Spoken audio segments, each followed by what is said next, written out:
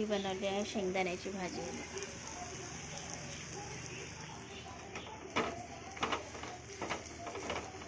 शेंगदाण्याला छान थोडं बारीक करून घेतलं आहे कूट. बघा मिक्सरमध्ये छान कांदे, मिरची, टमाटर वगैरे टाकून, लसूण जिरं वगैरे टाकून असं छान फोडणी घातलं आहे. याची भाजी बनवली आहे. त्याच्यामध्ये मग छान कोथिंबीर वगैरे टाकून घ्यायचं. तुम्ही पण बनवून बघा शेंगदाण्याची भाजी कशी बनते. आहे ना एकदम मस्त.